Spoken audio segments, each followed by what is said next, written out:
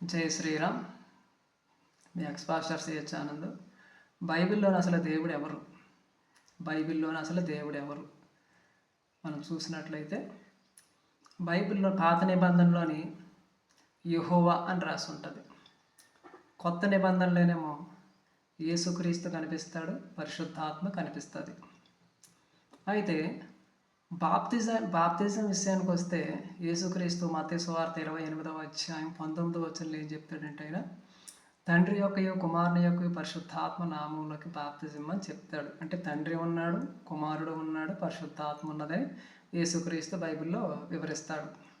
చాలా క్లారిటీ ఇచ్చేస్తాడు అక్కడ. తండ్రి ఉన్నాడు, కుమారుడు ఉన్నాడు, పరిశుద్ధాత్మ ఉన్నాడని. నిజానికి తండ్రి దేవుడా, పరిశుద్ధాత్మ దేవుడా, యేసుక్రీస్తు దేవుడా? అయితే అపోస్తలుల పుస్తకం 10వ అధ్యాయం 48వ వచనంలో చూస్తే ఇక్కడ పేతురు గారు ఏం చెప్తాడంటే ఈయన యేసుక్రీస్తు నామాన్న బాప్తిజం తీసుకోమని ఆయన ఆజ్ఞాపిస్తాడు. చెప్పడం కాదు, ఇది కమెంట్ చేస్తున్నాడు, ఆజ్ఞాపిస్తున్నాడు. యేసుక్రీస్తు నామాన్నే బాప్తిజం తీసుకోండి అని చెప్పడం జరుగుతుంది. మనం చాలా సంఘాలను నేను దర్శించినప్పుడు, చాలా సంఘాల్లో చూసినప్పుడు కొందరు జెండా కింద బాప్తిజం ఇస్తారు. అంటే చిలకరింప బాప్తిజం, రక్త బాప్తిజము, నీళ్ళ బాప్తిజము, రకరకాల కదా, జెండాల కింద బాప్తిజము, ఇలా రకరకాల బాప్తిజాలు ఉన్నాయి. అయితే బాప్తిజాల్లో కూడా ఇంకొక 2 విధాలు ఉన్నాయి. తండ్రి కుమార పరిశుద్ధాత్మ అంటూ నీళ్ళలో బాప్తిజం ఇచ్చే సంఘాలు ఉన్నాయి. యేసుక్రీస్తు నామాన్న బాప్తిజం ఇచ్చే సంఘాలు కూడా ఉన్నాయి.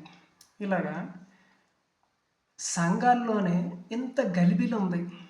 క్రైస్తవ సంఘాల్లోనే ఇంత అలికిడి, ఇంత గలిబిలి ఉన్నది. ఎక్కడ కూడా సంఘాల్లో క్లారిటీ లేదు. ఎందుకంటే కారణం ఏంటంటే బైబిల్లో ఉన్నటువంటి బైబిల్లో అలా ఉంది కనుక వీళ్ళు కూడా అలాగే ఉన్నారు. కనుక బాప్తిజము క్లారిటీ లేదు, బైబిల్లో దేవుడు ఎవరో క్లారిటీ లేదు. ఎందుకంటే తండ్రి దేవుడా, కుమారుడి దేవుడా, పరిశుద్ధాత్మ దేవుడా, బైబిల్లో క్లారిటీ ఇవ్వలేదు. అంచేత వీళ్ళు కూడా ఒక క్లారిటీకి రాలేకపోయారు. క్రైస్తవులేమో యేసుక్రీస్తు దేవుడిగా చేసుకున్నారు.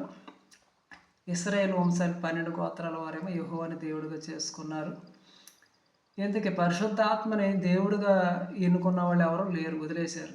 ఇటు క్రైస్తవులు వదిలేశారు, ఇటు ఇశ్రాయేలు కూడా వదిలేశారు. పరిశుద్ధాత్మని దేవుడిగా ఎవరు స్వీకరించలేదు.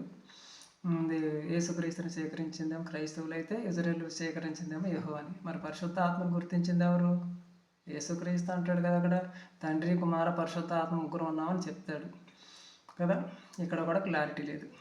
నిజానికి దేవుడు ఎవరు? పరిశుద్ధాత్మ, యేసుక్రీస్తు, యెహోవా, వాళ్ళకే క్లారిటీ లేదు. ఇక బైబిల్లో ఉన్నటువంటి నిజదేవుడు, సత్యదేవుడు అని సువార్తలు ప్రకటిస్తూ ఉంటారు. జయశ్రీరామ్. వాళ్ళు ఒక క్లారిటీకి రావాలి. పరిశుద్ధాత్మ దేవుడైతే పరిశుద్ధాత్మ దేవుడని ప్రకటించుకోవచ్చు, యేసుక్రీస్తు దేవుడైతే యేసుక్రీస్తు అని దేవుడని ప్రకటించుకోవచ్చు, యెహోవా దేవుడైతే యెహోవా దేవుడని ప్రకటించుకోవచ్చు.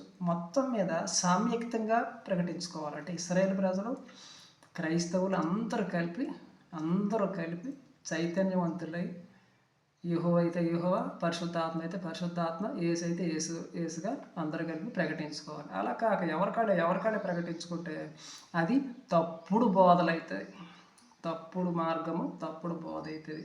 ఏ విషయంలో నేను ఖండిస్తూ ఉన్నాను. జై శ్రీరామ్. ఈ వీడియో నచ్చితే తప్పకుండా లైక్ చేయండి, షేర్ చేయండి, సబ్స్క్రైబ్ చేయండి.